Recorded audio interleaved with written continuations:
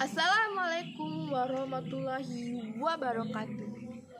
Perkenalkan, nama saya Zahra Sakina. Saya dari kelas 11 IPS 3 ingin menceritakan cerita rakyat dari Kalimantan Barat, yaitu Bukit Kelam. Alkisah, di negeri Sintang, Kalimantan Barat, hiduplah dua orang pemuda dari keturunan dewa yang memiliki kesaktian yang tinggi. Keduanya memiliki sifat yang berbeda.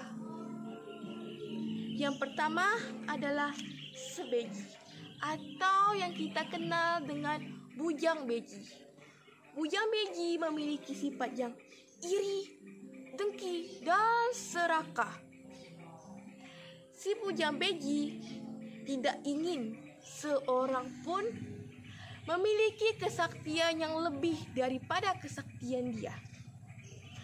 Oleh karena itu, si bujang beji tidak disukai oleh masyarakat sekitar dan hanya memiliki jumlah pengikut yang sedikit. Sedangkan Temenggu Marubai memiliki sifat yang kebalikan dari sifatnya bujang beji. Temenggu Marubai memiliki sifat yang rendah hati, baik hati, dan ramah kepada masyarakat sekitar. Karena hal itu, Temenggu Marubai memiliki banyak pengikut. Keduanya bermata pencaharian nelayan. Selain nelayan, mereka juga berladang dan berkebun. Di Sungai Kapuas dikuasai oleh sebujang beji dan para pengikutnya. Sedangkan Sungai Melawi dikuasai oleh Temenggu Marubai dan para pengikutnya. Sungai Melawi memiliki jenis ikan yang jumlahnya banyak. Tidak heran jika hasil tangkapan Temenggu Marubai memperoleh hasil yang banyak.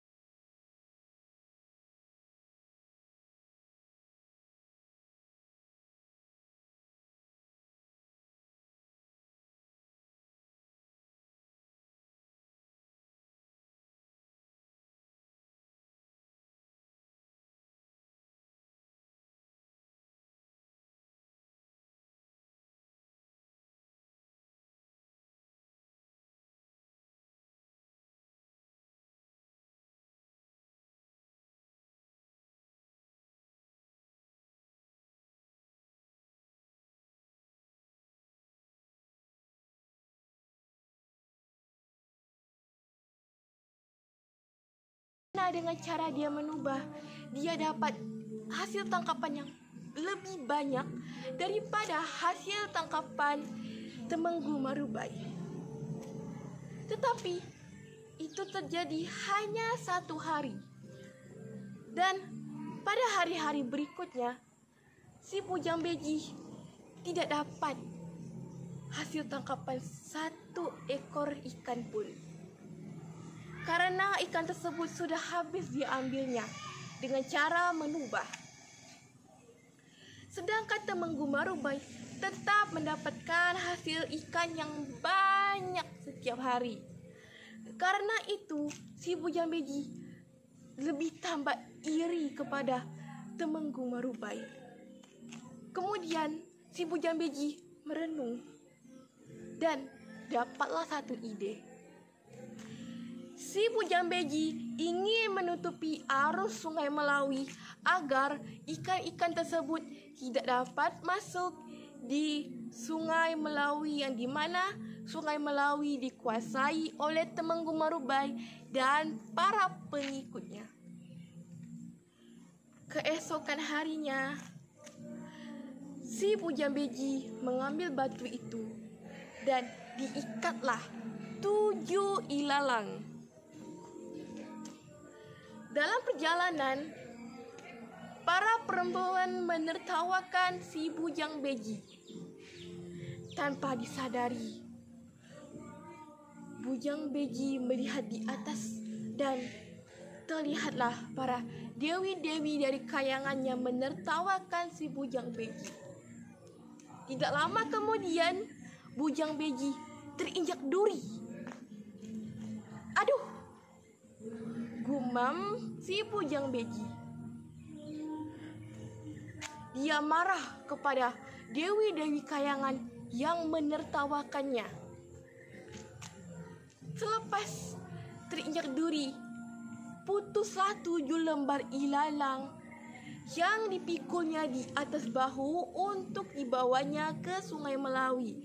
Batu tersebut jatuh, jetak, atau yang kita kenal dengan jetak sekarang. Bujang beji merasa marah kepada dewi-dewi kayangan karena para dewi tersebut menggagalkan rencana si bujang beji. Awas saja kamu, para dewi-dewi kayangan. Aku akan membalas perbuatanmu, gumam bujang beji. Kemudian bujang beji ingin melakukan sebuah ritual di mana dia akan mengundang roh-roh jahat dan para binatang untuk menghasilkan rencana selanjutnya, yang dimana rencana tersebut ingin membinasakan para dewi-dewi kayangan. Si bujang beji menanam pohon mumbang jambu, yang dimana pohon tersebut akan menjulang tinggi ke atas kayangan, dan si bujang beji memanjat pohon tersebut untuk mencapai kayangan dan membinasakan para dewi-dewi yang ada di kayangan. Dan bujang beji melakukan ritual itu di hutan. Berkumpullah para roh jahat dan para binatang untuk bermusyawarah dan melakukan upacara adat. Pohon mumpang jambu menjulang tinggi ke atas karena kesaktian dari si bujang beji. Tapi ada 2 binatang yang tidak diundang oleh bujang beji, dan kedua binatang tersebut merasa murka karena sudah diremehkan oleh si bujang beji. Kedua binatang tersebut adalah beruang dan rayap. Beruang dan rayap memiliki rencana ingin menggagalkan rencana si bujang beji yang ingin mencapai kekayangan. Bagaimana rencana kita, Pak Beruang? Sahut Raja Rayap.